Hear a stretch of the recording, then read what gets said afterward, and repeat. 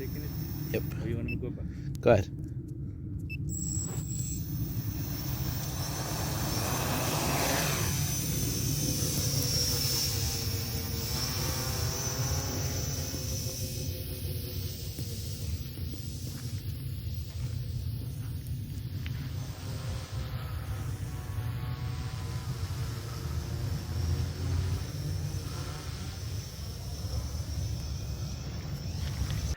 Dhis diyaarad drone ah. Build quadcopter. Waa qaybtii labaad waxaa idiin soo diyaariyey anigoo ah injineer cabdiwahaab Somtronics. Insha Allah waxaan rajaynayaa qaybtan inaad ka faa'iidaysataan sidii aad u dhisi lahayd diyaaradda, siiba dhalinyarada yaryar. Marka inta casharkan aadan fiirsan, fadlan fiirso casharkii ka horreeyey oo qaybta koowaad ahayd oo ku saabsanayd daroonka sida uu u shaqeeyo iyo qaybihiisa kala duwan. Daroonka aan dhisi doono qaybihiisa waxaa ka mid ah frame, kaas oo aan ku xiri doono matoorada. Waxaan kaloo u baahannahay baterigaas oo quwad siin doono daroonkaas. Waxaan kaloo u baahannahay transmitter ama loo yaqaano remote control. Remote controlka waxa uu leeyahay joystickkaas oo awood noo siin doono inaan kontrolno dhaqdhaqaaqa daroonka. Transmitterka waxa uu la shaqayn doonaa wax la yidhaahdo receiverkaas oo ka qaadan doona amar transmitterka ama remote controlka.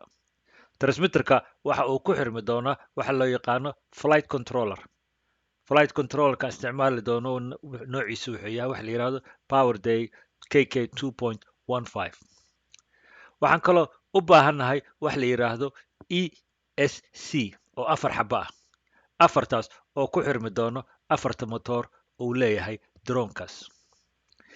ESC-gaas waxay kontroli doonaan quwadda ama dhaqdhaqaaqa uu leeyahay motoorka. Waxaan isticmaali doonaa A2212 1000 kV brushless motor, kuwaas oo aan lahayn brush wax la yidhaahdo. Waxaan kaloo u baahannahay propeller, kuwaas oo ah noocooda 10 4.5, labana waxay tahay clockwise, waa sida saacadda ay u dhaqaaqdo. Labada kalena waa counter clockwise oo waxay ka soo horjeedaan sida saacadda u dhaqdhaqaaqdo. Marka kuwaasna waa baalashii uu isticmaali lahaa daroonkaas. Diyaaradda dhismaheeda waxaan ka bilaabanaya inaan ku rakibno 4 ESC aan hore usoo sheegay. 4 waxay ku xirmayaan circuit boardka hoose ayay ku xirmayaan. ESC-ga wuxuu wataa 2 fiilo oo loogu talagalay in lagu rakibo powerka. Marka wuxuu ku xirmayaa midda guduudan waxay ku xirmaysaa pluska, midda madowna waxay ku xirmaysaa minuska. Marka 4taba sidaa ayay u xirmayaan, guduudka waa plus, minuskana waa black. Marka intaan dhammayno waxaan ku xiri doonaa bateriga connectionkiisa, bateriga meeshii uu kaga xirmi lahaa. Marka meel loogu talagalay ayaa jirto oo plus iyo minus leh. Connectorka radkiisa waxaan ku rakibaynaa plus, madowgiisana waxaan ku rakibaynaa negative. Dabka ka yimaado bateriga ayaa waxa uu tegayaa meel kasto oo wuxuu siinayaa dabkaas 4 ESC ayuu siinayaa. Meeshaasna waa meesha dabka ay ka qaadanaysay diyaaradda. Haddana sidii hore aan usoo sheegay waxaan ka bilaabayaa ESC-gi. taa kii ugu horreeyay waxaan ku rakibayaa pluskiisi iyo minuskii.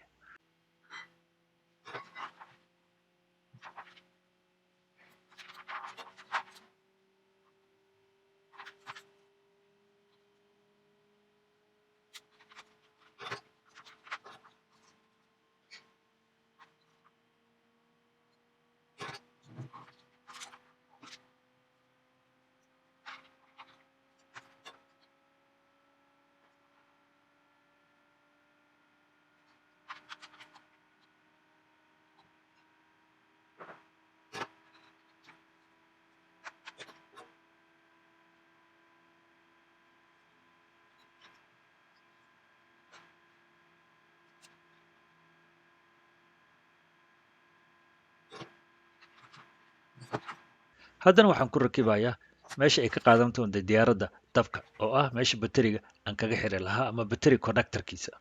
Fiilada madow waxaan ku xirayaa minuska oo circuit boardka.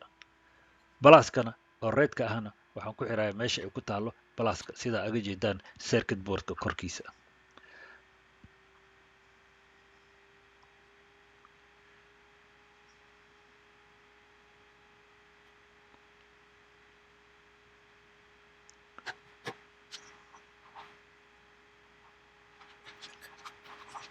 haddana waxaan ku rakibayaa lugihii diyaaradda. Waxaan ka bilaabayaa labada ugu horeysa oo ah kuwa guduudka ah oo noqon doono lugta ugu horeysa lugta labaad iyo lugta saddexaad. Lugta afraadna waxaan ku rakibi doonaa kuwa madmadow. marka masaamiir ayaa la socoto daroonka. masaamiirtaas isticmaal.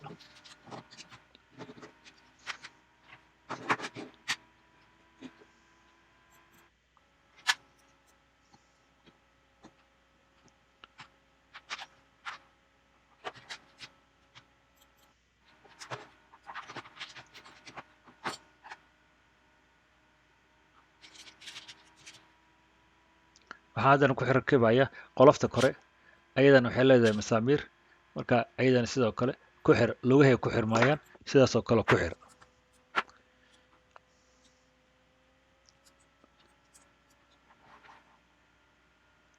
sida aad u jeedaan hoos iyo kor sida u jeedaan u sameey.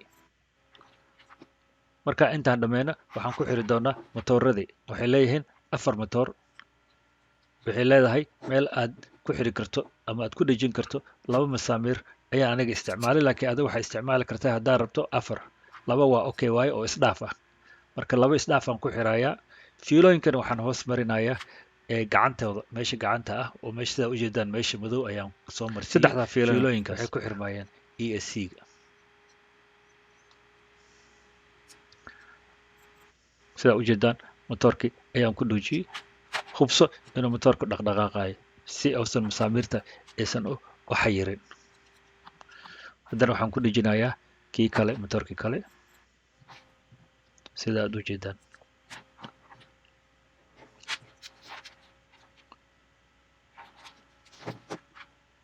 afartii matoor waan ku dhejiyey. marka hore waxaan u baahannahay markaan dhammayno matoorada inaan go'aan gaarno ah diyaaradda meesha u jeedi doonto. diyaaradda waxaan sameynaynaa halkaas ayay u jeedaa, oo yacni afkeeda hore dhinacaas ayuu u jeedaa. marka kan wuxuu noqonayaa matoorkii koowaad, matoorkii labaad, matoorkii saddexaad, matoorkii afraad.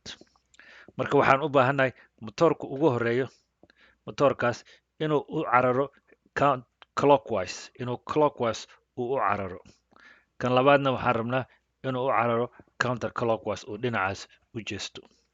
kan afraad iyo kan labaad isku meel ayay u shaqaynayaan. kan koowaad iyo kan saddexaadna isku meel ayay u shaqaynayaan. marka waxaan u baahannahay fiilooyinka in aan saxno. kan ugu horey fiilooyinka waxaan sameynaynaa midda eeda ah. e oo ah kan waxa uu ku xirmayaa midda madow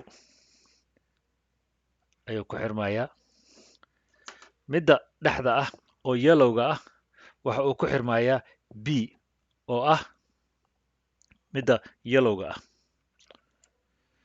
kan u dambeeya oo ah midda guduudanna waxay ku xirmaysaa c ayay ku xirmaysaa. marka sidaas ayuu u xirmayaa midka ugu horeeya.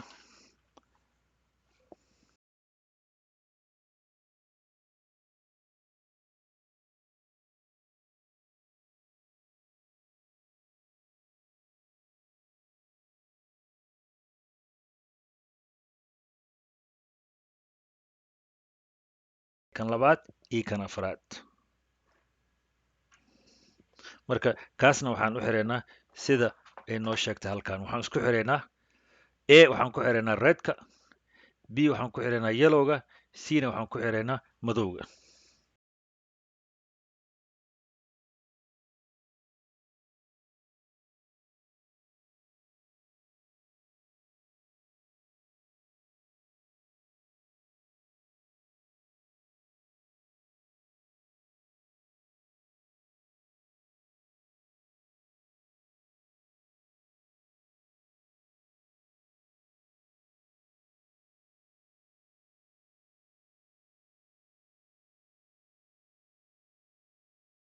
intaas markaan dhammayno haddana waxaan sameynayaa waxaan ku dhejinayaa geedkaas si aysan fiilooyinkaas u carcararin. marka waxaan sameynayaa saas ayaan ugu dhejinayaa.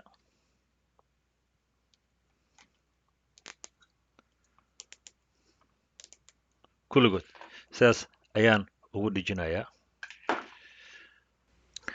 waxaa u baahan tahay geedkan oo loo yaqaano double sided tape. waa kool uu leeyahay labada dhinac. marka waxaan sameeyey qaar ayaan ka jaray. marka waxaan ku dhejiyey kan waa controllerkii waaye halkaa ayuu ku dhegi doonaa. marka waxaan sameeyey kooladii ayaa halkan kaga dhejiyey. haddana waxaan ku xireynaa flight controllerka ayaa waxaan ku xireynaa motooradii.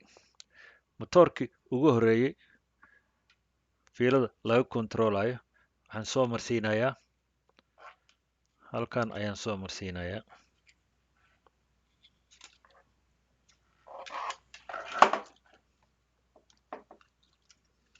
halkan ayaan soo marsiinayaa. waxa ay ku xirmaysaa meesha ugu horeyso. cadka waa signalkii, blagga waa negative, redkana waxa waaye midka guduudana waa positive. marka sidaa ujeedaan halkaas sidaa ujeedaan waxaa ku qoran signalka ayaa ku qoran. marka waxa uu u galayaa sidaas ayuu u galayaa. matoorka ugu horeeya waa ku xiray.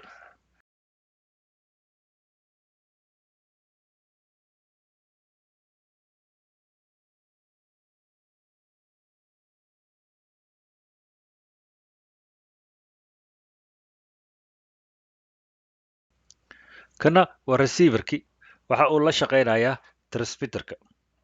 marka isagana waxaan u baahanahay inaan ku dhejino. kan waa anteenadiisii. marka gadaal waxaan kaga dhejiyey double side tapekii ayaan kaga dhejiyey. marka waxaan u baahanahay inaan ka fiiqno. sidaas ayaan ugu dhejinayaa halkaas.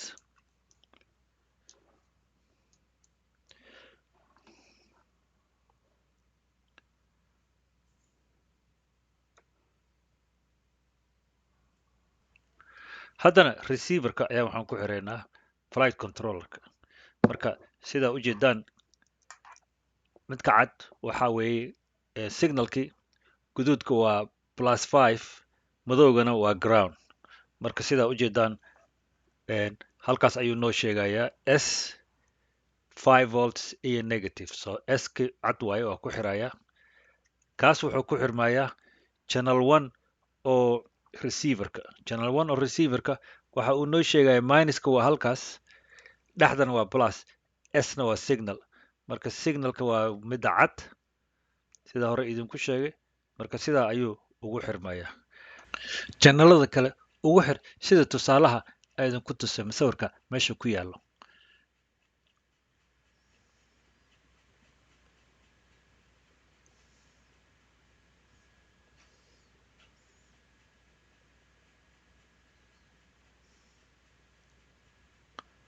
marka sidaa ayuu ugu xirmayaa.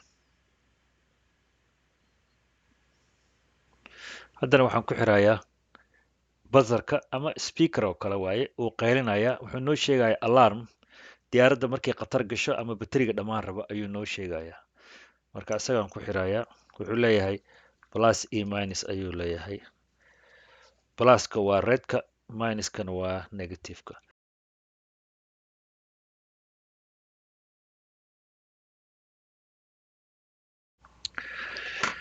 si remote controlka iyo receiverka ku xiran daroonka ay u wada shaqeeyaan waxaan u baahannahay inaan labadooda isla hadlaan. wuxuuna isticmaalayaa receiverka sida hore idinku soo sheegay wuxuu isticmaalayaa anteenadaas. anteenadaas waxay la hadlaysaa remote controlka anteenadiisa.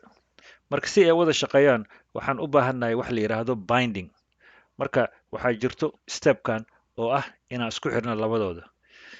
waxaan isku xireynaa signalka meesha u koreysa oo s iyo waxaan isku xireynaa minus. meeshaasna waxaa la yidhahdaa BYDC. BY waxay ka taagan tahay binding. marka fiiladaas loopka ah ayaa waxaan ku xirayaa signalka s meesha ay ku taalo ayaa waxaan ku xirayaa meesha negativeka oo minuska ah. meesha dhexda ah waa dhaafaysa. marka taa wuxuuna siinayaa loop ayuuna siinayaa. markuu intaa uu sameeyo waxaan sameynaynaa bateriga ayaa waxaan ku xiraynaa daroonka.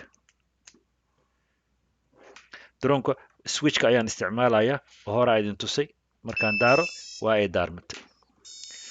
sidaa ujeedaan droonkii waa daaran yahay laakiin waxaa kaloo ujeedaa in uu receiverka uu lightkiisa uu si dhaqsi ah u degdaarmayo oo blinking uu sameynayo fast ah macnaheedu taas waxay tahay remoteki iyo labada islama shaqeynayeen weli marka waxaan u baahannahay inaan remote controlka aan program gareyno marka remote controlka ayaan daaraynaa wuxuuna leeyahay switchka oo throttleka hoos u deji waxaan u baahannahay sidaa ujeedaan transmitterka waa kaasa laakiin receiverka ayaan u baahannahay si aan u saxno marka hore waa inaan sheegnaa modelka aan isticmaali doono ama diyaaradda aan isticmaali doono waxaan riixdaa kaas okay kiiga raac riix marka waxaan select garaynaa modelka aniga waxaan select garaynayaa modelka 01 marka waxaa garaacdaa cancel ka bax marka waxaan sameynaa remoteka waa daminaynaa markaan remoteka aan damino waxaan kaloo sameynaynaa waa ka saaraynaa fiiladii droonka marka dabka ayaan ka daminayaa marka fiilada ayaan ka saarayaa haddana droonka ayaan daarayaa sidaa ujeedaan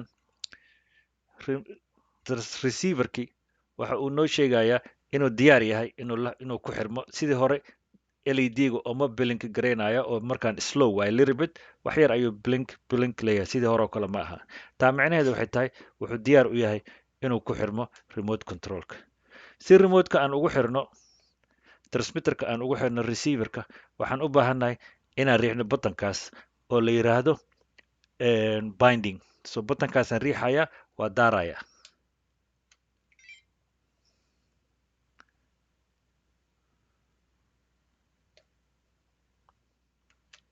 haddaan damiyo oo daaro sidaa ujeedaan receiverki iyo transmitterkii labada waa shaqeynayaan hadda receiverka waa uu la shaqeynaya sidaa ujeedaanna receiverkii waa uu joojiyey inuu nalkii blinka uu sameeyey macnaheedana waxay tahay transmitterkii iyo receiverkii waa isla shaqeynayaan marka tilaabadaas waxay tahay tilaabada aan isugu xireyno remote controlka iyo receiverka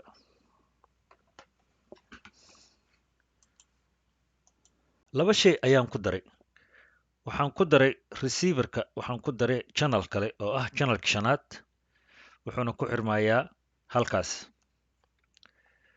waxaa loo isticmaalayaa wax la yidhaahdo self levelingka channelkaas 5 waxa uu la shaqeyn doonaan markaan diyaaradda rabay inay levelkeeda ay istaagto ama ayada markay duulayso ay iskontaroosho ayaa waxaan u isticmaali doonaa switchkaas markaan daaro ama damiyo waxaan u isticmaali doonaa wax la yidhaahdo self leveling uma baahnid laakiin waa isticmaali kartaa marka channel 5 fiila saas oo kale aa gelinaysaa uma baahnid powerka iyo groundka just waxaa u baahan tahay signalka waxaan kaloo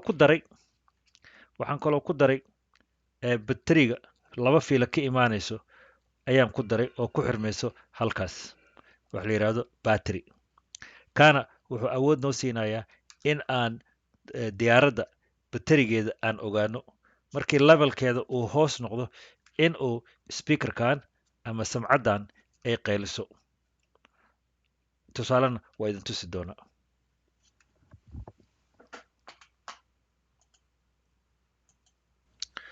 flight controllerka si aan ugu dhajiyo daroonka korkiisa waxaan isticmaala waxa la yidhaahdo double scotch tape geedkan waxa uu leeyahay koolo oo labada dhinac ah marka kaasaan waxaan ku dhejiyey hoos iyo geedka markaa circuitkiina meeshaasaan ku dhejiyo marka kaasna waa u baahan tahay haddii aad rabto inaad isticmaasho haddana waxaan program garaynaynaa flight controllerka afar switch ayuu leeyahay switch s1 s2 s3 and s4 s1 waa markaa rabto gadaal inaad u laabato s2 waa markaa rabto kor inaad aado s3 is markaa rabto hoos inaad aado s4na enter markaa gelinayso marka tan ugu horreysa aan sameynayna waxay tahay wax la yidhaahdo factory reset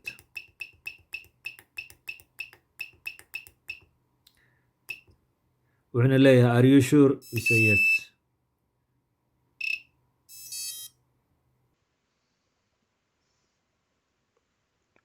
haddana tallaabada labaad waxaan gelinaynaa waxa la yidhaahdo load motor layout. waxaan u sheegaynaa flight controllerka sida uu u samaysan yahay motoorka quadcopterkan.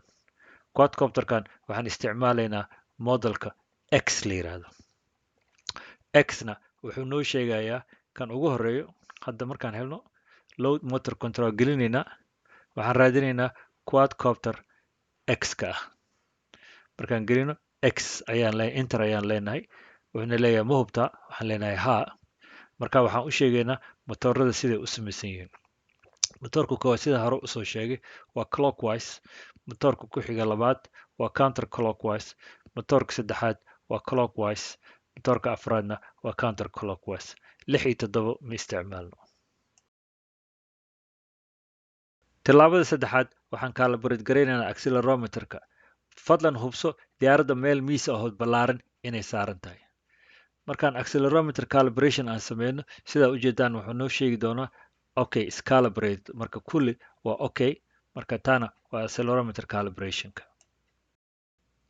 tallaabada afraad waxaan gelinayaa pi editor. marka geli nambarada geeska aan ku qoray sida aan ugu qoray u geli.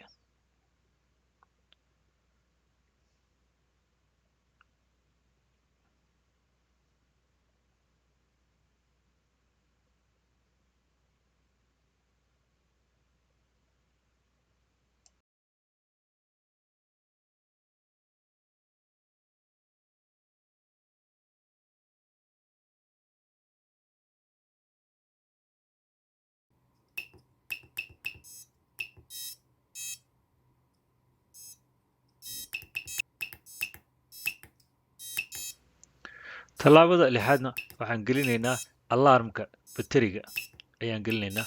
maadaama bateriga uu yahay 11.1 volts uu yahay, waxaan gelinaynaa bateriga markuu gaaro 10.5 markuu gaaro ama 10.5 volt markuu gaaro, waxaan rabnaa in daroonka uu noo sheego bateriga inuu dhammaanayo. oo markaa waxaa dhacaysa speakerka ku xiran ayaa waxaa ka yeeri doonta noise ama qaylo alarm ah. tallaabadan waxaan rabnaa afarta motor inay noqdaan hal socod ay wada yeeshaan oo hal speed ay yeeshaan. taana waxaa loo yaqaanaa ESC throttle calibration. marka ugu horeysa waxaan u baahannahay inaan geyno remote controlka ama joysticka aan geyno meesha throttleka, meesha laga control speedka meesha u koreyso. marka inta aan sameyno waxaan riixaynaa switchka S1 iyo S4 ayaan hal mar isla qabanaynaa. marka ayaa waxaan daaraynaa dabka. waxaa maqli doontaa hal qaylo. markaa taa maqasho waxaa samaysaa throttleka waxaa geysaa hoos. waxaa maqli doontaa qaylo kale. macnaha waxay tahay motooradii hal speed ayay ku wada shaqaynayaan. marka dami. haddana waan daminayaa. marka haddana waan daarayaa. marka hadda waxaan sameynaynaa, waxaan rabnaa inaan ogaano motoorada inay hal meel u wada shaqaynayaan. haddaan rabno inaan daarno diyaaradda ama aan damino motoorada, waxaan u baahannahay inaan geyno geedkan loo yaqaano throttleka control ama joysticka midka kaa jiro bidixda. markaan geeyo joysticka dhinacan aan geeyo, waxaa arki doontaan wuxuu leeyahay armid oo iyada armid oo dhahay. markaan rabo inaan damiyo dhinacan waxaan geynayaa oo midigta waa uu dame. LED-gana waa dame. markaan rabo inaan daaro dhinacaasaan ka daara. markaan rabo inaan damino dhinacaas. marka hadda waxaan sameynayaa waan daarayaa. waxaan rabaa inaan motoorada aynu arko inay shaqaynayaan si sax u shaqaynaya. sida ujeedaan markaan remotka kor geeyo ama hoos aan geeyo kulligood waa isla shaqaynayaan. marka tallaabadaasna sidaas ayaa loo sameeyaa. ayaan waxaan gelin doonaa baalashi. baalashi waxaa la yimaado caagtaan oo kale ah. waxaa goosataa midka circleka weyn leh. laba yaran oo jiraan laakiin kan weyn ayaa goosanaysaa. ka markaa goosato waxa uu gelayaa baalka ayuu wuxuu ka gelayaa meeshaas. waa gelinaysaa. marka diyaaraddii baalkeeda diyaar waayo. diyaaradda waxay leedahay 4. labana waxay u socdaan clockwise. midka koowaad iyo midka saddexaad waxay u socdaan clockwise. midka labaad iyo midka afraadna dhinaca kale u socdaan. marka baalashooda way kala duwan yihiin. baalka noocaasa ayaan ku rakibaynaa meeshaas. Tan ugu horreysa aan sameynayno waxay tahay musbaarka ayaan gelinaynaa matoorka. Markaan gelino waxaan kaloo gelinaynaa musbaaca noocaasa, dhinacana waa kor. Markaan gelino intaas waa hoos ayaan ku xiraynaa. Marka taa aan sameyno musbaarka ayaan ku xiraynaa.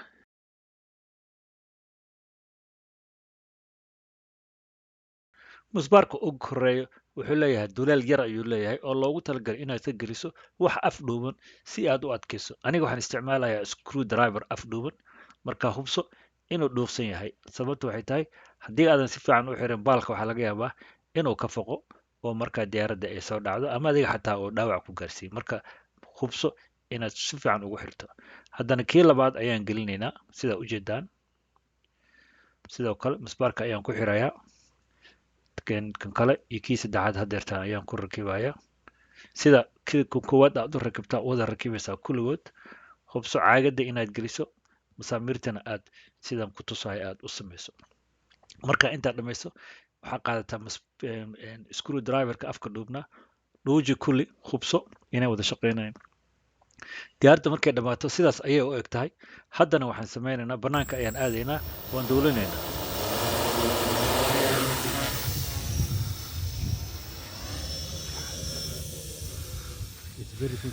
Yeah.